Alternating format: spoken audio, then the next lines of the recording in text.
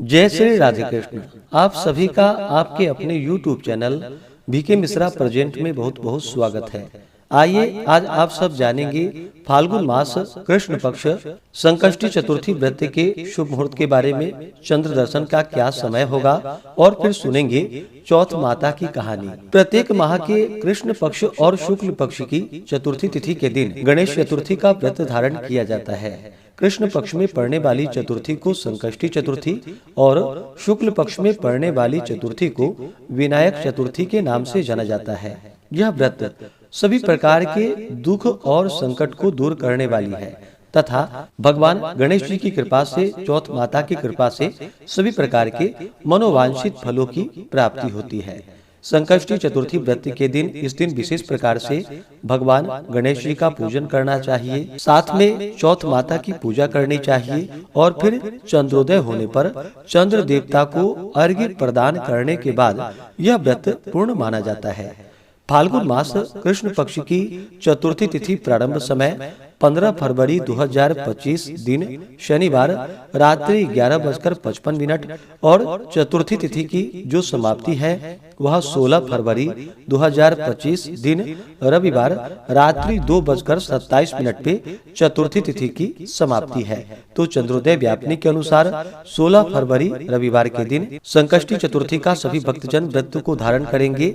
इस दिन 16 फरवरी को चंद्रोदय का समय रात्रि 9:39 होगा। तो इससे कुछ पूर्व ही स्नान आदि करके शुद्ध वस्त्र धारण करके भगवान गणेश जी का साथ में चौथ माता का पूजन करें और फिर चंद्र देवता को अर्घ्य प्रदान करके व्रत को पूर्ण कर सकते हैं। इस बार 16 फरवरी को सर्वार्थ सिद्धि योग और अमृत सिद्धि योग भी बन रहा है, जो कि सुबह 6:59 से अगले दिन सुबह 4:31 तक होगा, जो कि बड़ा ही अच्छा संयोग बन रहा है। फाल्गुन कृष्ण चतुर्थी का व्रत यह शत्रु नाशक व्रत है तथा इस व्रत को करने से अष्ट सिद्धियां, 9 निधियां भी करबद्ध होकर सामने खड़ी रहती है और अपना कृपा प्रदान करती है। तो आइए सुनते हैं फाल्गुन कृष्ण संकष्टी चतुर्थी व्रत के दिन चौथ माता की कहानी। तो बोलिए प्रेम से चौथ माता की जय, भगवान गणेश की जय, सर्व देवी देवता की जय। एक नगर में एक बूढ़ी माँ रहती थी। वह अपने बेटे की सलामती के लिए 12 महीनों की चौथ का व्रत करती थी। हर चौथ को पंसारी से थोड़ा सा गुड़ और घी लाकर 4 लड्डू बनाती, एक बेटे को देती, एक से पूजा करती, एक हथकार के लिए निकालती और एक चांद उगने पर खुद खा लेती थी। एक बार उसका बेटा ताई से मिलने के लिए गया। ताई ने चौथ का व्रत रखा था। ताई से पूछा, माँ तो 12 चौथ करती है। ताई बोली, तेरी माँ तेरी कमाई से तरमाल खाने के लिए 12 चौथ का व्रत करती है। तू परदेश जाए तो वह एक भी चौथ नहीं करेगी। लड़के को लगा ताई सच कह रही है।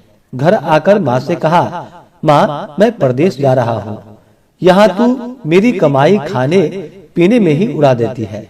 माँ ने समझाकर रोकना चाहा, पर बेटा नहीं माना। माँ ने उसे साथ ले जाने के लिए चौथ माता की आंखें दिए और कहा, मुसीबत में ये आंखें तेरी मदद करेंगे। वह आंखें लेकर रवाना हो गया। घूमते घूमते एक नगर में पहुंचा। उसने देखा एक बूढ़ी माँ रोती जा रही थी और पुआ बनाते जा रही थी। उसने कारण पूछा तो बूढ़ी माँ ने कहा, बेटा इस नगर की पहाड़ी पर एक दैत्य रहता है। पहले वह नगर में आकर कई लोगों को खाने के लिए मार देता था।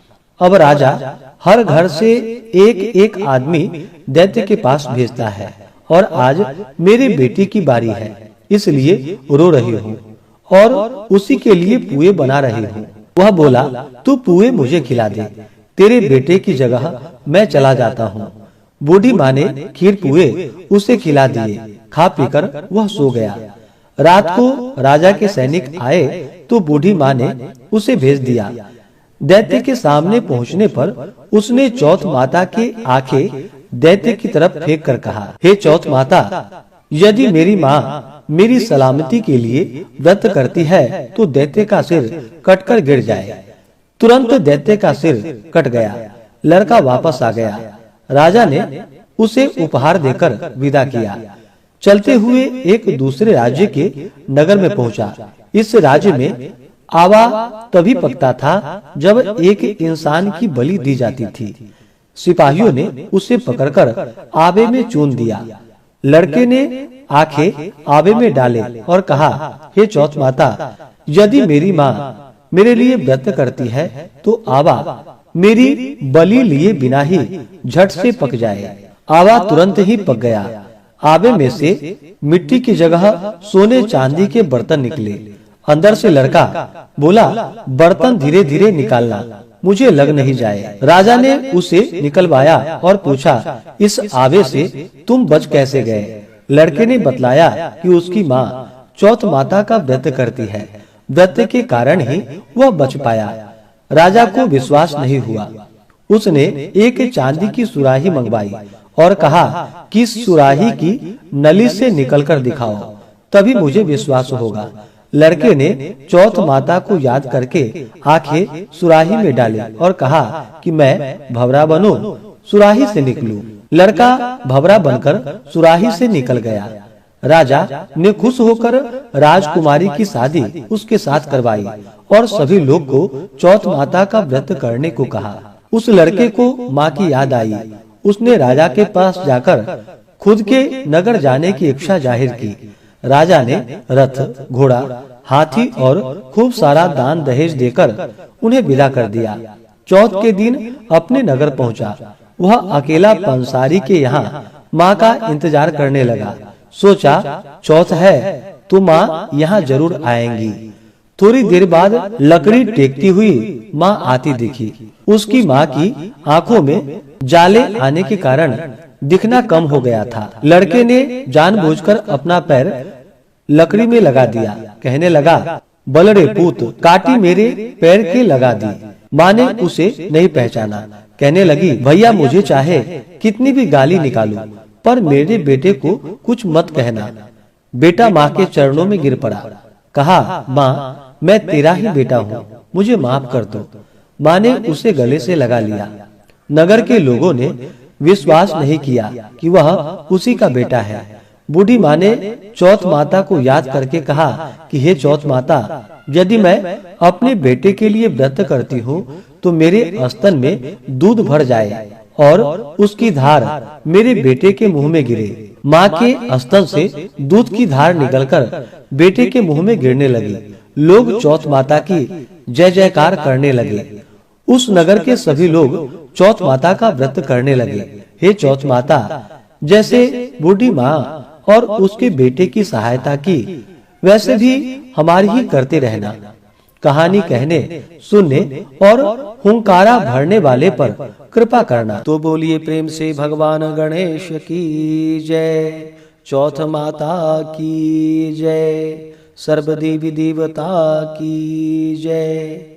तो आशा करता हूँ कि यह जानकारी आपको अच्छा लगा हो। इसी प्रकार से ज्ञानवर्धक जानकारियाँ प्राप्त करते रहने के लिए, व्रत पूजा के बारे में जानने के लिए, कथा को सुनने के लिए चैनल पे अगर आप पहली बार आए हैं तो चैनल को लाल बटन दबा करके सब्सक्राइब करें, साथ में बेल आइकन घंटी को दबाएं ताकि आने वाली वीडियो का नोटिफिकेशन आपको समय से मिलता रहे। वीडियो को लाइक करें, शेयर करें। सुखी रहें और स्वस्थ रहें। जय श्री राधे कृष्ण। धन्यवाद।